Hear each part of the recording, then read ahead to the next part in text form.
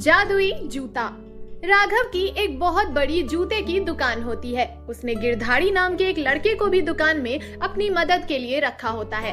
राघव रोज दुकान में 9 बजे पहुंच जाता है और उसने गिरधारी को 9:30 बजे से पहले दुकान में आने से सख्त मना कर रखा होता है। गिरधारी हमेशा सोचता है कि राघव ने उसे इतना सख्त मना क्यों किया हुआ है। जरूर राघव ने दुकान में कोई खजाना छिपा कर रखा होगा या उसने बहुत सारे पैसे जमा किए होंगे। गिरधारी को लालच आ जाता है और वो सोचता है, कल तो मैं राघव को छिप कर देखूंगा कि उसने दुकान में क्या छिपाया है और मौका मिलते ही उसे चुरा कर भाग जाऊंगा। फिर मुझे काम करने की क्या जरूरत, फिर तो मैं भी अपनी खुद की दुकान खोल लूंगा। अगले दिन गिरधारी ऐसा ही करता है। वो सुबह राघव से पहले ही आकर दुकान के बाजू में छिप जाता है और जैसे ही राघव दुकान खोलकर अंदर जाता है, गिरधारी उसके पीछे पीछे अंदर घुस जाता है। उसे पता चलता है कि जूतों के एक रैक के पीछे एक छोटा सा खुफिया दरवाजा है। जैसे ही राघव उस दरवाजे के अंदर चला जाता है, गिरधारी बाहर से छिपकर उसे देखने लगता है। राघव के हाथ में एक बॉक्स होता है जिससे वो एक जोड़ी जूते निकालता है। बहुत ही चमकदार जूते जो दिखने में बहुत महंगे दिखाई दे रहे थे। राघव जूतों के साथ कुछ करता है और उन्हें वापस बॉक्स में रख देता है। जैसे ही वो बाहर आने वाला होता है, गिरधारी तुरंत वहाँ से भाग जाता है। फिर 9:30 बजे गिरधारी दुकान आता है और ऐसे दिखाता है जैसे उसे आज के बारे में कुछ भी नहीं पता और रोज की तरह काम में लग जाता है और रात को हमेशा की तरह दोनों वापस चले जाते हैं। लेकिन गिरधारी का तो कुछ और ही प्लान था।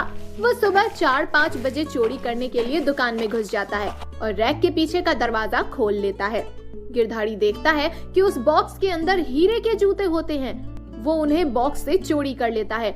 उधर जब 9 बज जाते हैं और राघव दुकान आता है, दुकान का दरवाजा खुला देखकर वो हैरान रह जाता है। अंदर जाकर देखता है सब कुछ बिखरा पड़ा है, सब तहस नहस हो रखा है। वो सब छोड़कर सबसे पहले खुफिया दरवाजे के पास जाता है और देखता है कि गिरधारी वहाँ बेहोश पड़ा है और उसके हाथ में एक ही जूता है। राघव उसे उठाता है और पूछता है कि ये सब कैसे हुआ। तब गिरधारी बताता है, मैंने तुम्हें छुपकर देख लिया था और ये हीरे के जूते चुराने मैं यहाँ आया था, लेकिन दरवाजे से बाहर आते ही अचानक एक जूता उछल पड़ा और देखते ही देखते पूरी दुकान का ये हाल कर दिया। मैं बहुत डर गया। अचानक से मेरे सर पर भी कुछ आकर लगा और मैं बेहोश हो गया। राघव को गिरधारी के लालच के बारे में जानकर बहुत दुख होता है और वो गुस्से से कहता है, वो कोई हीरे का जूता नहीं है, वो एक जादुई जूता है। ये बेजान जूता भी पहले जादुई ही था। ये जूते मेरे दादाजी को मिले थे।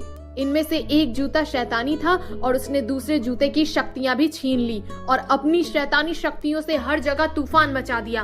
फिर दादाजी ने किसी जादूगर से उस शैतानी जादुई जूते को काबू में करने का तरीका पूछा और बॉक्स में बंद कर दिया। इस बॉक्स को रोज एक धागे से बांधना जरूरी है, वरना वो जूता भाग जाता और दोबारा लोगों को परेशान करना शुरू कर देता। अब दादाजी नहीं है। तुम्हारी बेवकूफी और लालच की वजह से वो जूता फिर से आजाद हो गया। अब वो लोगों को परेशान करेगा। अब कुछ नहीं हो सकता। ये सुनकर गिरधारी उसे बॉक्स के पीछे छिपी एक पर्ची दिखाता है जिसके बारे में राघव को भी जानकारी नहीं थी। पर्ची में लिखा होता है कि दूसरे बेजान जूते को चोट पहुंचाने पर जादुई जूते को भी चोट लगेगी और वो बेजान जूते को लेने वापस आएगा, तब उसे दोबारा बॉक्स में बंद किया जा सकता है। ये चिट्ठी उसके दादाजी ने ऐसी परिस्थिति के लिए ही लिखी थी। अब राघव बेजान जूते में चाकू से एक लकीर खींचता है और शैतानी जादुई जूता तूफान मचाते हुए वापस आ जाता है। राघव छिप जाता है। बेजान जूते को जमीन पर पड़ा देख जादुई जूता उसे लेने आगे बढ़ता है और तभी राघव उसके ऊपर उसी धागे से बंधा एक कपड़ा डाल देता है और बॉक्स में जूतों को कपड़े सहित रख देता है और उसी धागे से कैद कर देता है। फिर बॉक्स को अपने घर में एक खुफिया जगह छिपा देता है और लालची गिरधारी को दुकान से निकाल देता है। अब राघव और भी चौकन्ना हो जाता है और निर्णय लेता है कि हमेशा उसकी कड़ी निगरानी रखेगा।